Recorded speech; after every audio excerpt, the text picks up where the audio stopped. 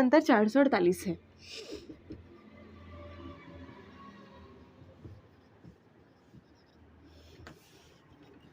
तो आपको क्या करना है, संख्याएं ज्ञात करनी है।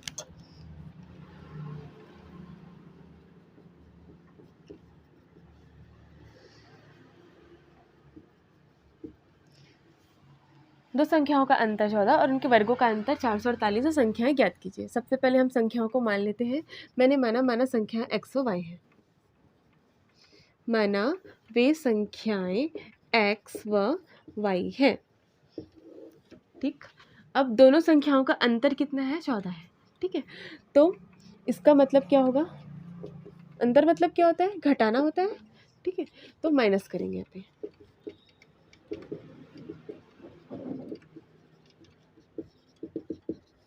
तो मैंने कर लिया x minus Y equal to 14, ये हो गया हमारा समीकरण 1।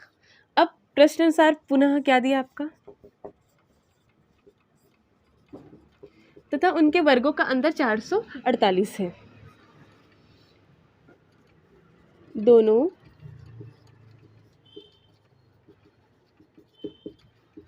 संख्याओं के वर्गों का अंतर कितना है, 448। ठीक, तो हमको क्या करना है, यहाँ पर संख्याएं ज्ञात करनी है। ठीक है, तो दोनों संख्याओं के वर्गों का अंतर, तो पहली संख्या का वर्ग एक्स स्क्वायर, दूसरी संख्या का वर्ग वाई स्क्वायर, 448। ठीक है, अब हम क्या करेंगे, ये तो इक्वेशन इसके ये रैखिक है और ये अरैखिक हो जाएगा। ठीक है, रैखिक मतलब जिसकी घात 1 हो। यहाँ पे हमारे पास दो चर तो है, लेकिन दोनों चरों का रैखिक नहीं है समीकरण, तो हम इसका यूज़ करके एक्स वाई की वैल्यू फाइंड नहीं कर सकते, है ना, क्योंकि हम जब भी विलोपन किसी से भी हल करें तो हम सिर्फ कोफिशिएंट को करते हैं इक्वल, है ना, ये स्क्वायर एक्स एक्स से तो गुणा करते नहीं है, आएगा ही नहीं नाम। तो हम क्या करेंगे, इसमें कुछ रिलेशन है, आपको सरसमीका याद होगी, तीनों समीकरण, ए धन बी का स्क्वायर, ए माइनस बी का स्क्वायर, ए धन बी, ए ऋण बी, वो सब याद है ना, तो आपका माइंड चलेगा और यहाँ पे आपको चीज़ें मिलेंगी। यहाँ पे X square minus Y square है, इसको देख के आपको एक फॉर्मूला याद आ रहा होगा, एक फॉर्मूला है ए स्क्वायर माइनस बी स्क्वायर। ठीक है, तीसरी सरसमीका है ये, ए धन बी और ए ऋण बी। ठीक है, तो हम इसको यूज़ करेंगे यहाँ पर, है ना। तो यहाँ पर हमारे पास देखो इसकी वैल्यू है, इसकी वैल्यू है, तो ये इसकी वैल्यू आ जाएगी। ठीक है, बहुत ईजी है ये। तो हमने इसको लिख दिया, देन हम लोग लिख दिए सरसमीका से आपका जो है ना, हम जानते हैं चूँकि क्या होता है, ए स्क्वायर माइनस बी स्क्वायर ए प्लस बी माइनस ए माइनस बी। ठीक है, तो हम इसका यूज़ करते हैं यहाँ पे और क्या करेंगे, वैल्यू रख देंगे यहाँ पे। ठीक है, ऐसे लिख सकते हैं X square minus Y square is equal to X plus Y and X minus Y, इसके थ्रू ये हो जाएगा। ठीक है, इस फॉर्मूला के थ्रू। तो मैंने अब यहाँ से इसको समीकरण 2 मैंने मान लिया और 1 और 2 से मैं मान रख देती हूँ यहाँ पे। ठीक, समीकरण 1 व समीकरण 2 से मान रखने पर, ठीक है, इसमें हम मान रखेंगे। तो X square minus Y square की वैल्यू है 448। ठीक है, तो मैंने यहाँ पे लिख दिया 448। एक्स धन वाई की वैल्यू हमारे पास नहीं है, तो उसको ऐसे लिख देंगे। अभी हमारे पास एक्स ऋण वाई की वैल्यू है जो कि 14 है, तो 14 है, तो उसको ऐसे लिख देते हैं। ठीक है, अब हमको किसकी वैल्यू चाहिए, एक्स प्लस वाई की चाहिए, तो उसके साथ जो भी उसको इधर पक्षांतर कर देंगे। ठीक है, तो 448 है ना, ये गुणा में धरा के क्या हो जाएगा, भाग एक्स प्लस वाई। ठीक है, अब इसको काट देते हैं, जो भी कटेगा ये, तो 14 का टेबल लिखते हैं। तो 14 की टेबल में 1 टाइम में 14 आता है, 3 टाइम से 42 आता है। ठीक है, उसके बाद यहाँ पे 2 लिए, तो 14 की टेबल में 2 टाइम्स में कितना आता है, 28। तो मेरे को मिल गया यहाँ पे 32। ठीक है, तो हमको मिल गया x plus Y is equal to 32। इसको हम लोग ले लेंगे इक्वेशन 3। ठीक है, अब इक्वेशन 1 और 3 को आपको सॉल्व करना है, दोनों रैखिक समीकरण मिल गई, बहुत ही इजी इक्वेशन मिल गई।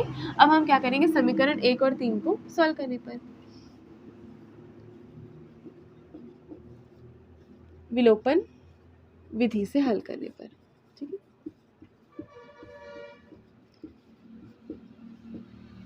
तो मैंने दोनों को विलोपन विधि से हल कर रही हूँ। अब देखो यहाँ पर माइनस प्लस वाई है, इधर माइनस वाई, इधर प्लस वाई है, इसको जोड़ दूँ तो ऐसे कट जाएगा एक चर और हमको मिल जाएगा एक्स का वैल्यू। तो हम क्या करेंगे, समीकरण 1 माइनस 1 प्लस 3 कर देंगे। ठीक है। तो मेरा समीकरण 1 है x minus Y is equal to 14 और समीकरण 2 है x plus Y is equal to 32। मैं इसको प्लस कर रही हूँ, प्लस करने में चिन्ह चेंज नहीं होता ना, माइनस है तो यहाँ माइनस लगाते हैं, ठीक है ना। तो यहाँ पे हम जोड़ देंगे तो 1 और 1 कितना हो जाएगा 2 और ये माइनस प्लस कैंसिल, ठीक। देन यहाँ पे आ गया 14 में 32 प्लस कर देंगे तो ये हो जाएगा 46, ठीक है। तो x की वैल्यू हो जाएगी 46/2, ये हो जाएगा 23। तो x की वैल्यू मिल गई हमको 23, है ना। तो y की वैल्यू भी इजीली मिल जाएगी। तो किसी भी एक इक्वेशन में मान रख देते हैं, तो कोई छोटा है ना, सिर्फ 14। मैं अब समीकरण 1 में क्या कर रही हूँ, x की वैल्यू रख रही हूँ, x का मान रखने पर, ठीक। तो समीकरण 1 क्या है, x minus Y is equal to 14। तो आपके पास x की वैल्यू है 23 minus y is equal to 14, ठीक। अब हमको y की वैल्यू चाहिए, है ना, उसको यहीं रहने देते हैं, बाकी उसको उधर पक्षांतर कर देंगे। तो माइनस वाई 14 प्लस 23 उधर क्या क्या हो जाएगा माइनस 23। अब 23 में 14 को माइनस करना है, ठीक। अगर मैं 23 में 13 माइनस करूँ तो 10 मिलेगा, ठीक। एक ज़्यादा कर दो 9 मिलेगा, तो मिल जाएगा 9, ठीक है। लेकिन यहाँ पर बड़ी संख्या क्या है 23, तो माइनस का साइन आएगा, दोनों तरफ माइनस का साइन है, ठीक है। तो ये क्या हो जाएगा कैंसिल हो जाएगा। तो y की वैल्यू कितनी आ जाएगी 9, ठीक है। इस तरह से हमको x की वैल्यू मिल गई 23 एंड y की वैल्यू मिल गई 9। आप चाहो तो उसमें मान रख सकते हो और चेक भी कर सकते हो। मैं अगर इक्वेशन इसमें रख के मैं मान चेक कर लेती हूँ, है ना। यहाँ पे आंसर को चेक कर रहे हैं, उत्तर की जांच, ठीक। तो x plus Y equal to क्या है 32 है, तो मैंने दोनों की वैल्यू रखती हूँ 23 प्लस 9 इज इक्वल टू 32, ठीक है। तो यहाँ पे कितना आ जाएगा 32 आ रहा है, left hand side equal to right hand side, मतलब हमारा आंसर सही है, ठीक है। इस तरह से क्वेश्चन कंप्लीट हुआ। एक बार रिवाइज कर लेते हैं।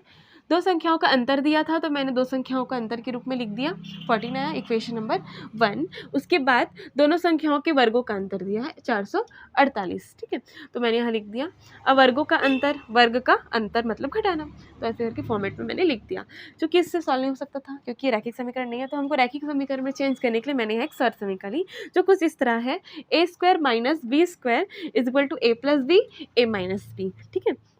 मैंने लिख दी। अब जो वैल्यू थी हमारे पास x² माइनस y² की वैल्यू थी और आपके पास x माइनस वाई की वैल्यू, तो मैंने यहाँ पे वैल्यूज़ को पुट किया तो मुझे x प्लस वाई की वैल्यू मिल गई और उसको फिर विलोपन विधि से हल किया, उसमें मुझे जोड़ना पड़ा और जोड़ने के बाद हमको कैलकुलेशन करने पे x की वैल्यू मिली और उस x की वैल्यू को मैंने एक समीकरण में रख दिया इस वाले में और हमको मिल गई y की वैल्यू, है ना। एंड देन हमने उत्तर की जाँच की ये वाले समीकरण में मान रखे, ठीक है।